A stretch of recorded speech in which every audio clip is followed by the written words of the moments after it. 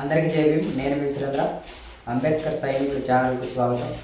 ముందుగా ఎంఆర్పిఎస్ వ్యవస్థాపకులైన మాన్యశ్రీ మందకృష్ణ గారికి నా హృదయపూర్వక ధన్యవాదాలన్న.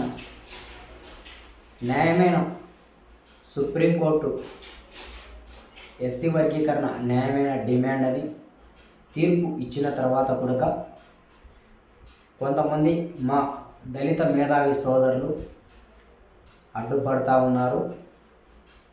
వాళ్ళు ఈ ఎస్సీ వర్గీకరణ వల్ల వాళ్లకు ఏమి అన్యాయం జరుగుతుందనో ఈ ఎస్సీ వర్గీకరణను ఆపడం కోసం శతవిధాలుగా ప్రయత్నాలు చేస్తున్నారు. ఏదేమైనప్పటికీ ఎస్సీ వర్గీకరణ న్యాయమైన డిమాండ్ కాబట్టి ఇప్పుడు ఫామ్లో ఉన్న గవర్నమెంట్, అలాగే ఆంధ్రప్రదేశ్లో ముఖ్యమంత్రి నారా చంద్రబాబు నాయుడు గారు, తెలంగాణ రాష్ట్రంలో ముఖ్యమంత్రి రేవంత్ రెడ్డి గారు అమలు చేయడం కోసం వాళ్ళు సిద్ధంగా ఉన్నారు. ఈ ఎస్సీ వర్గీకరణ మరో 2 నెలలలో మన 2 తెలుగు రాష్ట్రాలలో అమలవుతుంది.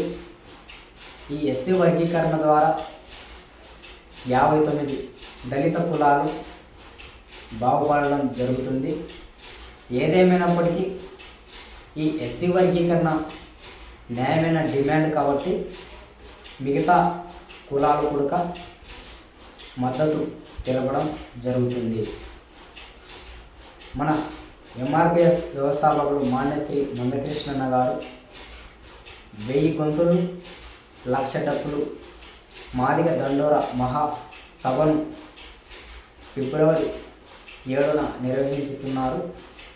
ఈ సభకు మన 59 దళిత కులాలు హాజరయ్యి మన ఎస్సీ వర్గీకరణ న్యాయమైన డిమాండ్ అని గవర్నమెంట్కు తెలిసే విధంగా మనం ఈ సభను విజయవంతం చేయడం కోసం ముందుకెళ్దాం.